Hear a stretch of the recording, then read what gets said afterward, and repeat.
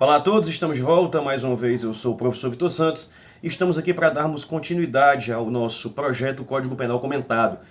No nosso bloco passado, no vídeo anterior, o professor iniciou com vocês o estudo dos crimes contra a honra, retratando a primeira parte do crime de calúnia. Já tratamos então no vídeo passado, se você não assistiu, assista o vídeo anterior, em que o professor introduz e faz a maioria das observações que tocam o crime de calúnia. Vamos então continuar. No bloco passado, o professor terminou comentando com vocês sobre a questão da conduta equiparada, daquela pessoa que propala ou que divulga a calúnia, né? Aquela pessoa que sai fofocando, espalhando a história que ela sabe que é mentirosa, comete uma conduta equiparada ao crime de calúnia, também pega exatamente a mesma pena, né? É isso que é uma conduta equiparada. É uma conduta diferente, mas que a pena é a mesma. Avançando. No artigo 138, parágrafo 2º, nós encontramos um dispositivo que confunde muito a cabeça do candidato. Ele fala o seguinte: é punível a calúnia contra os mortos. E quando o professor falou do sujeito ativo e sujeito passivo desse crime, eu disse que o crime é comum. Qualquer pessoa pode praticar, qualquer um pode ser vítima, salvo as eventuais imunidades parlamentares, né,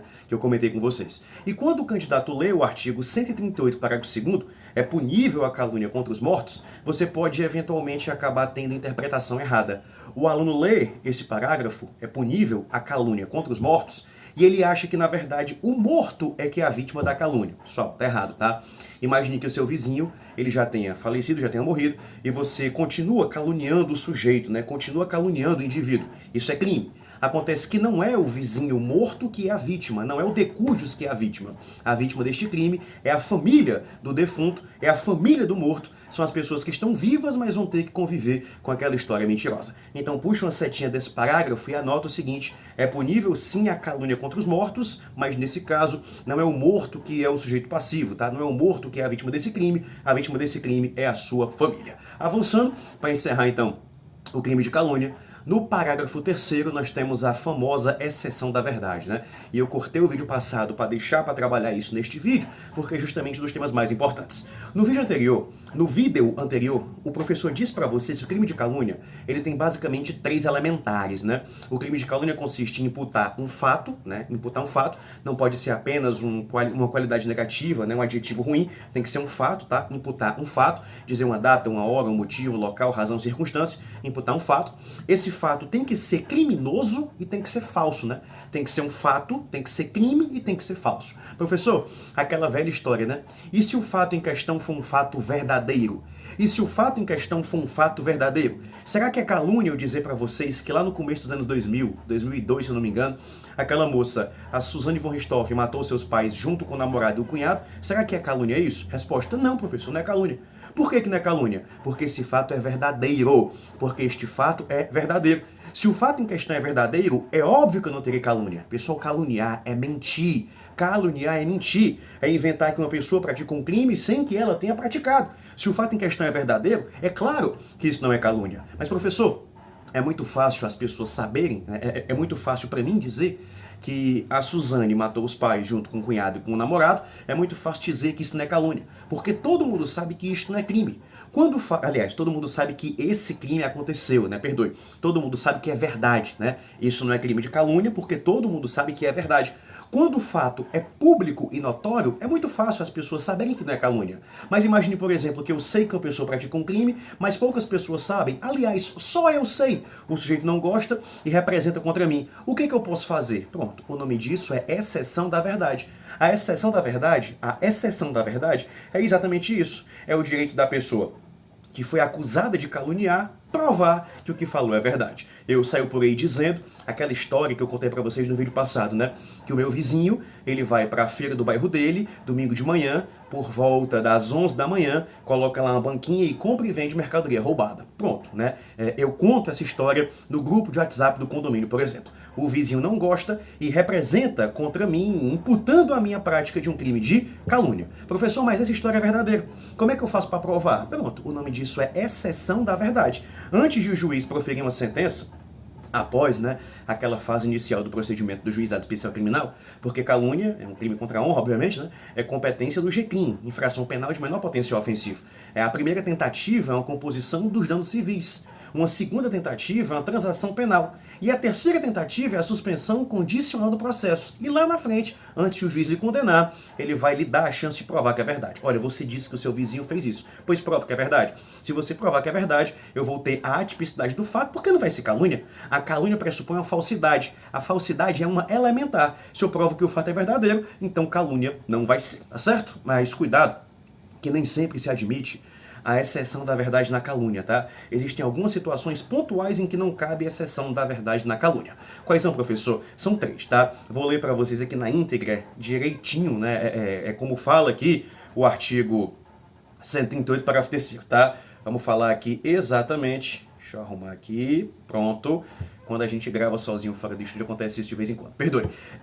O parágrafo 3º diz o seguinte: admite-se a prova da verdade, a exceção da verdade, salvo nas situações. Primeiro, se constituído o fato crime de ação privada, o ofendido não foi condenado por sentença irrecorrível. O que isso quer dizer, professor?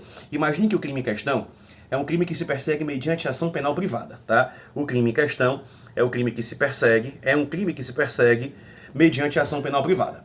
Acontece que o sujeito ele não foi condenado ainda. Pessoal, se o crime se perseguir mediante ação penal privada, se for um crime que se persegue mediante ação penal privada, você só pode sair por aí dizendo que a pessoa praticou depois que ela seja condenada, tá? Se o sujeito não foi condenado ainda, você não pode falar. Isso é interessante, né? Até porque a vítima tem a opção de representar ou não, né? Imagine, por exemplo, que eu tenha xingado meu irmão. Só que meu irmão optou por não representar. Pois então você, uma terceira pessoa que ficou ouvindo, não pode sair por aí espalhando que eu xinguei. Porque nem sequer a própria vítima se importou em representar. Interessante esse detalhe, né?